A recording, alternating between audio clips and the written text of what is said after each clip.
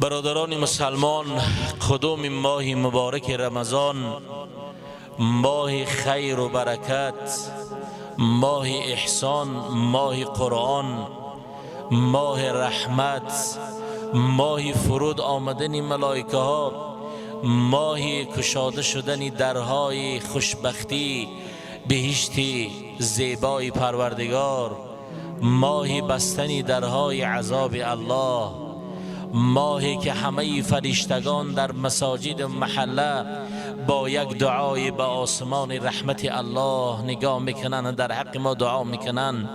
پروردگار این ماه مبارک رمضان، قدوم این ماه برای هر یک تای شما مبارک میگوییم. اعوذ بالله من الشیطان الرجیم. شهر رمضان الذي انزل فيه القرآن هدى للناس وبينات من الهدى والفرقان. پروردگار در سوره بقره آیت 185 با یک شیوه زیبا، با یک جمله های زیبا این ماه مبارک رمضان الله تعریف میکند. پروردگار این فیض و برکت رمضان در این آیت زیبا برای ما و شما بیان میکند که ای بندگان من، ای مؤمنان، ای مسلمانانی که با تمام عشق و هوس انتظار این ماه هستید، این ماه چی ماه است؟ شهر رمضان الذي انزل فيه القرآن. پروردگار میگوید این ماه مبارک رمضان ماهی است که قرآن در این ماه آمده است. قرآنی که الله میگوید هدی للناس، قرآنی که راه راست، قرآنی که راه نیکه، قرآنی که سعادت و خوشبختی را برای شما نشان میدهد. این قرآن در ماه مبارک رمضان آمده است. و بینات من الهدى، قرآنی که تمام چیز را آشکارا و واضحا و آشکار و بیان برای ما و شما بیان کرده است که همه خوشبختی دنیا و سعادت زندگی ما و شما از این کتاب است. من الهدى والفرقان، قرآنی که بین حق و باطل را جدا می کند، قرآنی که بین خوشحالی و بدبختی را جدا می کند، قرآنی که سعادت دنیا و آخرت را جدا می کند، قرآنی که بندگان خدا در دنیا راه حلال از حرام جدا کردن از همین قرآن است. قرآنی که راه زندگی که از روز تولد انسان تا روز مرگ انسان، مکتب انسان، زندگی انسان، راه انسان، راه خوشبختی را بیان کرده است. قرآنی که راه حلال از این ما پیدا کردیم، قرآنی که احترام پدر و مادر را از این پیدا کردیم، قرآنی که احترام برادر و خواهر را از این پیدا کردیم، قرآنی که احترام همسایگان و همنشینان را از این پیدا کردیم. این قرآن عظیم الشأن در این ماه مبارک رمضان آمده است. این قرآن است که پروردگار میگوید این شهر، این ماه قرآن است. پروردگار بعد از آن خطاب میکند برای آنانی که ماه رمضان در ماه شعبان رمضان انتظارند. پروردگار به سوی ما و شما که از پدر و مادر مؤمن و مسلمان به دنیا آمدیم، پروردگار میگوید اعوذ بالله من الشیطان الرجیم. یا ایها الذین آمنوا کتب علیکم الصیام کما کتب علی الذین من قبلکم لعلکم تتقون. پروردگار در آیت 183 سوره بقره الله خطاب میکند مخاطبا للمؤمنین. پروردگار برای مؤمنان خطاب میکند، ناداهم بلفظ الایمان. علامه صابونی در تفسیرش میگوید پروردگار با یک ندای زیبایی برای مؤمنان ندای ایمان خطاب میکند. پروردگار ما و شما را مؤمن خطاب میکند. ای کسان ایمان دارید، مؤمن هستید. میگه علامه صابونی میگوید در این ندای پروردگار این است که الله مهربان انسان را دیمباره در ماه شعبان زنده می کند، جسد او را زنده می کند که ای بنده من، این ماهی است که ماه طاعت است، ماه خیر است، ماه برکت است، ماهی است که درهای نعمتهای جنت من کشاده است، درهای عذاب من از روز اول رمضان بسته می شوند. همیشه روی زمین روی خوشبختی و سعادت است. کتب علیکم الصیام، پروردگار میگه فرض علیکم الصیام شهر رمضان، روزه گرفتن ماه مبارک رمضان برای شما فرض است. فرض این امر پروردگار است که الله میگوید فرض است. کما کتب علی الذین من قبلکم، همچنانی در امتان گذشتم این روزه گرفتن فرض بود. این روزه برای شما امت محمد مصطفی صلی الله علیه و سلم فرض است روزه گرفتن. لعلکم تتقون، شما میگه به سبب این روزه پروردگار میگه شما خودتان از گناه نگه میدارید. شما پروردگار به سبب این روزه الله میخواد شما از جمله متقیان باشید، از جمله صاحبان تقوا. تقوا برادران مسلمان در شخصیت ها نیست، تقوا در همه مسلمان میشود. اگر انسانی که روزه میگیرد از الله میترسد، از پروردگار میترسد، عملهای خوب انجام میدهد، او صاحب تقوا است. حضرت علی را از تقوا پرسیدند تقوا چیز علی؟ در تفسیر آیت مبارک سوره بقره وقتی کلمه تقوا و سخن زیبای حضرت علی آمده است. تقوا چی است؟ الخوف من الجلیل والرضا بالقلیل والعمل بالتنزیل والاستعداد لیوم الرحیل. حضرت علی میگوید تقوا این است که انسان از الله میترسد، به پروردگار مقدار زندگی برای او زندگی داده است قناعت میکند و انسان همیشه رضای پروردگار را سرمشق زندگی خود قرار میدهد و انسان به این کتاب قرآن عمل میکند و برای آخرتش تیاری میبیند.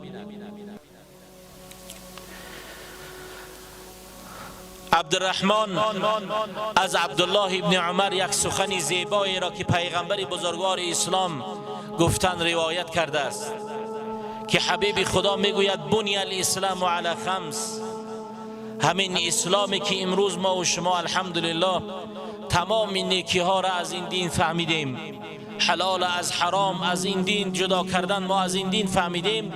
این دین از 5 ستون عبارت است: شهادت ان لا اله الا الله و ان محمد رسول الله و اقام الصلاة و ایتاء الزکات و حج البیت و صوم رمضان. این اسلام عزیز از 5 ستون عبارت است. یکم شهادتی که انسان یگانگی خدا را قبول دارد، الحمدلله که امروز ما مؤمن و مسلمانیم.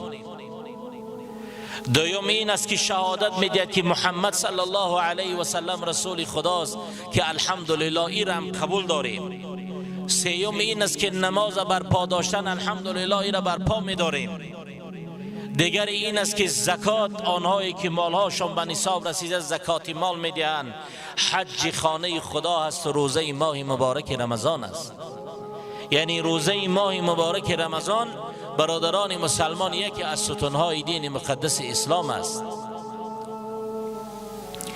حضرت امام ترمذی حدیثی را از حبیب خدا محمد صلی الله علیه و سلم روایت کردند: اذا كان اول لیلة من شهر رمضان صفدت الشیاطین و مردت الجن.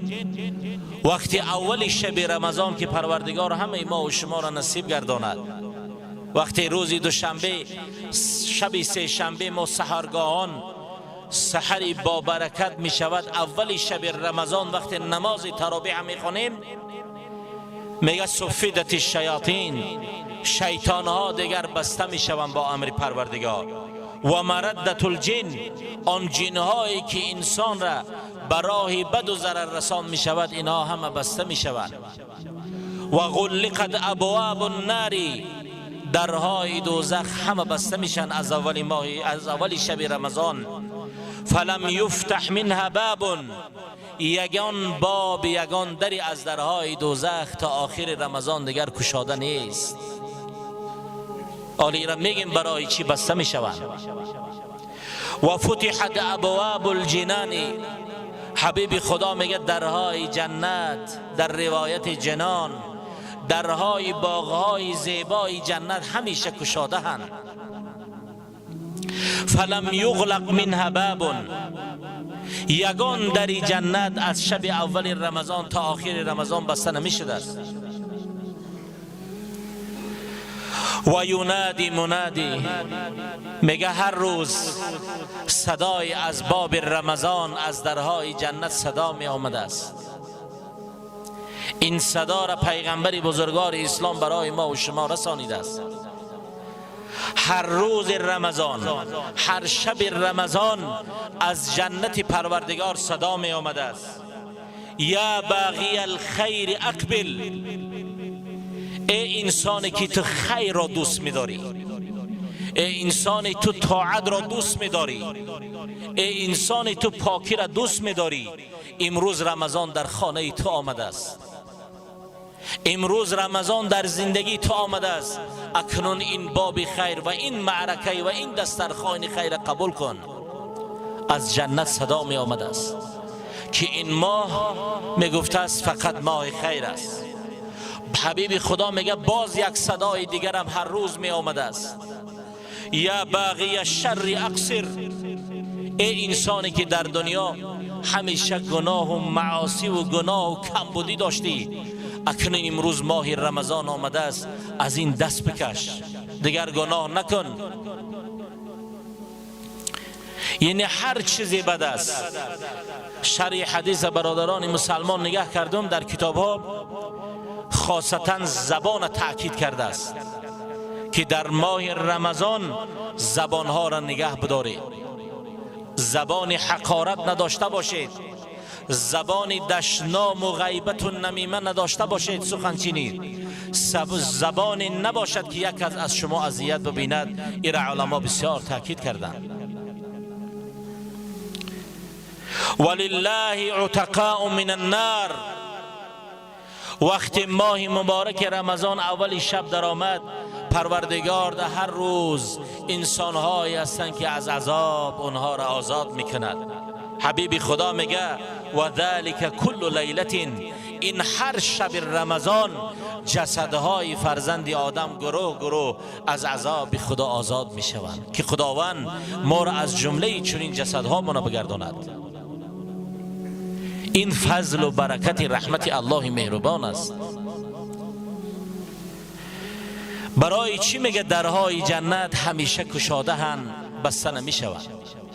به خاطر آنکه فرزند آدم عملهای صالح، عملهای خوب میکند. به خاطر فرزند آدم میگه زکات مال میدهد. به خاطر که فرزند آدم صدقه میدهد. به خاطر فرزند آدم در این ماه مبارک رمضان همیشه عملهای خیر میکند. به همین خاطر در رحمت الله همیشه گشاده است. برای چی درهای عذاب دوزخ پروردگار بسته است؟ به خاطر الله میخواهد انسان کمبودی نکند، گناههای او را مورد بخشیده بگرداند. حبیب خدا میگوید من 3 رمضان 3 عمل خوب پیغمبر بزرگوار اسلام 3 صفت اخلاق رمضان بیان کردند. من صام رمضان ایمانا و احتسابا غفر له ما تقدم من ذنبه، کسی ماه مبارک رمضان میگه از روی ایمان روزه بگیرد. این روزه برادران مسلمان یک چیز که خاص رضای بین بنده نباشد. خدا نگه بدارد در یک خانه تنها بدرویم، اگر طعام بخوریم کسی ما را نمی بیند بجز پروردگار. برای همین حبیب خدا میگد کسی رمضان از روی ایمان روزه بگیرد و احتسابا بگوید پروردگارا من امید ثواب دارم، امیدی به خاطر رضای تو میگیرم رمضان. این آدم میگه الله مهربان غفر له ما تقدم من ذنبه، خدا گناههای او را میبخشیده است. برادران مسلمان، اگر تنمون بیمار شود شاید روزها و ماها معالجه میکنیم، تن ساز میشود، اذیت میکشد. اما این ماه مبارک رمضان از همه بدترین چیز گناه است، میبخشد به شرطی از روی ایمان و امید ثواب. دوم خصلت رمضانی پیغمبر خدا چی گفت؟ من قام رمضان ایمانا و احتسابا غفر له ما تقدم من ذنبه. کسی این ماه رمضان از روی ایمان و امید ثواب قایم شود. در اینجا علما میگه قامه به معنای نماز تراویح است. کسی رمضان بگیرد نماز تراویح اگر بخواند گناههای گذشته بخشیده میشد است. سیوم خصلت رمضان این است که و من قام لیلة القدر ایمانا و احتسابا غفر له ما تقدم من ذنبه. کسی شب قدر را از روی ایمان امید ثواب اگر روزه بگیرد، پروردگار گناه ها و کمبودی های گذشته او را میبخشیده است. ما در سه نعمت رمضانی قرار داریم، یکی روزه گرفتن، یک نماز تراویح، یک شب قدر است. حبیب خدا میگوید الصلوات الخمس والجمعة الى الجمعة ورمضان الى رمضان مكفرات لما بينهن اذا اجتنبت الكبائر. پیغمبر بزرگوار اسلام میگوید نماز پنجگانه، کسی نماز پنجگانه را ادا میکند، از نماز تا نماز، یعنی از نماز بامداد تا نماز پیشین، از نماز پیشین تا نماز عصر، از نماز عصر تا نماز شام، از نماز شام تا نماز خفتن. هر کسی این 5 وقت نماز ادا میکند، بین هر نماز بخشش گناه ها هست.